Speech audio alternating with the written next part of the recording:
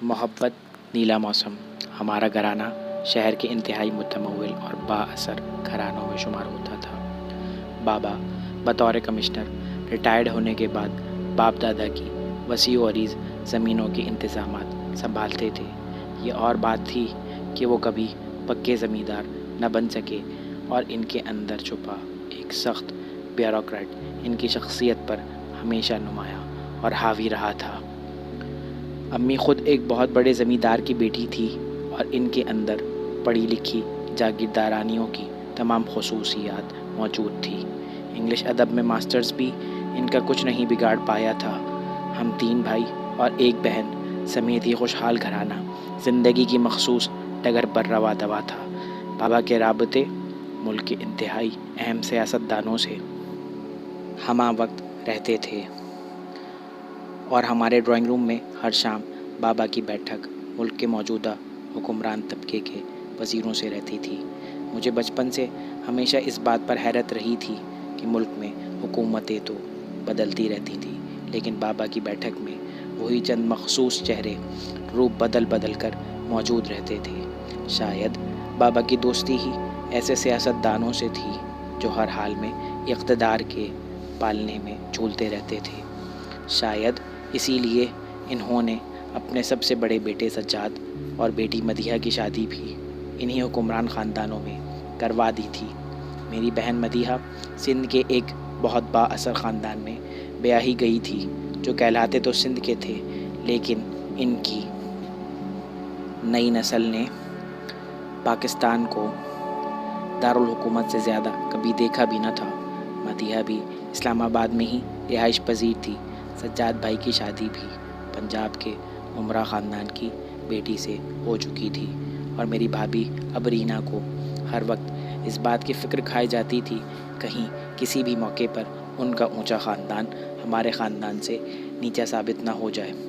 ویسے ان کی اور سجاد بھائی کی خوب جمتی تھی کیونکہ سجاد بھائی کو اپنے بزنس اور بیرون ملک دوروں سے فرصت ہی نہیں تھی، لہٰذا بھابھی اور امی خود ہی گھر کی پارٹیز اور تقریبات وغیرہ کے اہتمام میں جٹی رہتی تھی۔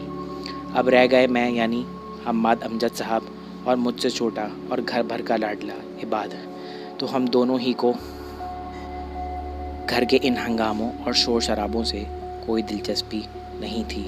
میں نے حال ہی میں ماسٹرز کیا تھا اور اب عباد بھی گریجویشن کے بعد فارغ ہو چکا تھا۔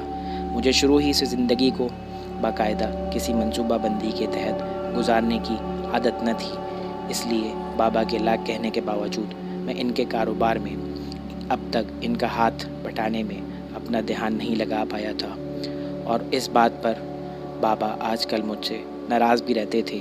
دوسری جانب عباد تھا جو پاکستان میں کچھ کرنا ہی نہیں چاہتا تھا، اسے ہمیشہ سے باہر جا کر رہنے کا جنون تھا، لیکن بابا سے کوئی حتمی بات کرنے سے اس کی بھی جان جاتی تھی۔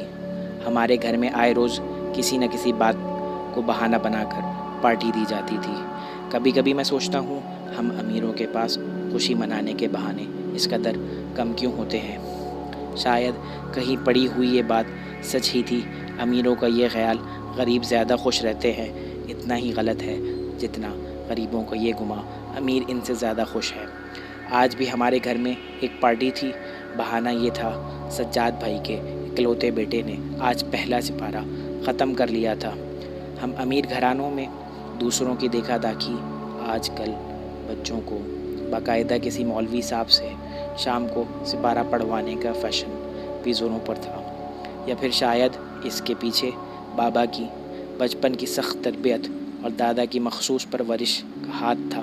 انہوں نے سجاد بھائی کو باقاعدہ حکم دے کر ان کے بیٹے سنی کے لیے کسی مولوی کا انتظام کرنے کا کہا تھا جو بچے کو شام میں آ کر قرآن پاک کا سبق دے جاتا تھا۔ یہ اور بات ہے کہ مہینے کے بیشتر دن بیچارے مولوی صاحب کو بنگلے کے گیٹ سے ہی بنا سبق دیے واپس پلٹنا پڑتا تھا کیونکہ زیادہ تر گھر میں کسی پارٹی یا تقریب کا ہنگامہ ہی لگا رہتا تھا۔ اب ایسی ماڈرن پارٹیز میں بھلا ایک سیدھے سادے مولانا ٹائپ مولوی اور اس کی پرانی سی سائیکل کا بھلا کیا جوڑ۔ خود بھابھی کو بھی مولوی صاحب کا یہ ٹنٹا ایک آنکھ نہیں پاتا تھا، لیکن بابا کے روب کے آگے بھلا کب کسی کی چلتی، لہٰذا بدل نخواستہ اس رسم کو نبھایا جا رہا تھا۔ جانے ہم امیر ایسی چیزوں سے اتنی دور اور غریب ان رسومات سے اتنے قریب کیوں ہوتے ہیں؟ ہم مذہب کو بھی ایک رسم کی طرح نبھاتے ہیں اور غریب رسم کو بھی کسی مذہبی فریضے کی طرح نبھاتے ہیں۔ خود میں بھی سنی کے مولوی صاحب سے آتے جاتے ایک بار الیک سلیک بس راستے میں ہی کر چکا تھا، یا پھر گھر کے مخصوص لاؤنج کے حصے میں جہاں وہ سنی کو سبق دے رہے ہوتے تھے مل چکا تھا۔ مولوی صاحب دبلے پتلے ایک سیدھے سادے شخص تھے جنہیں میں نے ہمیشہ سفید کپڑوں، کرتا پائجامہ میں ملبوس ہی دیکھا تھا۔ چہرہ پر نور، آنکھوں میں نظر کا چشمہ، چپ چاپ اور خاموش سے وزادار ان کی چال سے نمایاں تھی۔ ہم ہمیشہ سر اور آنکھیں چکا کر بات کرنے والے اپنی پرانی ریلے سائیکل پر شام 4 بجے نہایت پابندی سے آن موجود ہوتے، اور نوکر جہاں انہیں بٹھا دیتا وہیں چپ چاپ خاموش بیٹھے رہتے اور سنی کے نیچے آنے کا انتظار کرتے۔ مجھے اس بات پر بھی ہمیشہ حیرت رہتی تھی، سنی جیسا شرارتی بچہ ان کے قابو میں کیسے آ گیا تھا، کیونکہ باقی ٹیوٹرز کی جو درگت وہ بناتا تھا اس کا مظاہرہ میں کئی بار دیکھ چکا تھا، لیکن خلاف توقع مولوی صاحب کے سامنے وہ بڑا مؤدب بنا بیٹھا رہتا تھا۔ میں نے ایک آدھ بار آتے جاتے سنی کو مولوی صاحب کی نظر بچا کر اکسانے کی کوشش بھی کی تھی، لیکن اس پر کوئی اثر ہی نہیں پڑتا تھا، اور شاید یہ سنی ہی کی فرمائش تھی۔ آج کی پارٹی جو سنی ہی کے پہلا پارہ ختم کرنے کے اعزاز میں منعقد کی جا رہی تھی، اس میں اس کے استاد یعنی مولوی صاحب کی شرکت لازمی تھی، ورنہ اس نے گھر بھر کو دھمکی دی تھی وہ خود بھی پارٹی میں نہیں آئے گا اور نہ ہی اپنی مما کے پسند کے کپڑے پہنے گا۔ امی اور بھابھی سنی کی اس فرمائش پر کافی جز بز ہوئی تھیں۔ بھلا اس ماڈرن پارٹی میں جہاں شہر بھر کی بیگمات اپنے پالتو نما شوہروں کے ساتھ زرق برق لباسوں، نئے ڈیزائن کی جویلری سے لدی بندی لمبی لمبی کاروں اور عالیشان گاڑیوں میں تشریف لائیں گی، وہاں ایک لمبی سی سفید داڑھی والے اس غریب سے بزرگ کی جگہ کہاں بنتی تھی؟ مخمل میں ٹانٹ کا پیون۔ لیکن سنی کی ضد کے آگے آج تک کسی کی چلی تھی جو اس دن چل پاتی۔ آخر گھر کی خواتین کو ہار ماننا پڑی، لیکن اب مسئلہ یہ درپیش تھا، گھر کے خاص نوکروں نے کل ہی مولوی صاحب کو اس تکلیف کی وجہ سے آج کوٹھی آنے سے منع کر دیا تھا، لہٰذا ان کے آنے کا کوئی امکان بھی نہ تھا۔ سنی کے آنسو پھر سے ٹپکنے لگ گئے تھے۔ آخر بابا کے خاص ڈرائیور شاکر سے پتہ چلا، اسے مولوی صاحب کے گھر کا پتہ معلوم ہے، کیونکہ وہ پہلے بھی پرانے محلے میں رہتا تھا جہاں مولوی علیم الدین اب تک رہائش پذیر تھے۔ طے یہ پایا شاکر جا کر مولوی صاحب اور ان کی فیملی کو باقاعدہ تقریب میں آنے کی دعوت دے آئے۔ سنی کو شاید اعتماد نہیں تھا، لہٰذا وہ خود بھی شاکر کی گاڑی میں سوار ہو کر مولوی صاحب کو لینے چلا گیا، کیونکہ اب تقریب کا وقت تو سمجھو ہو ہی چکا تھا۔ مولوی صاحب کے انتظار میں دیر بھی ہو چکی تھی۔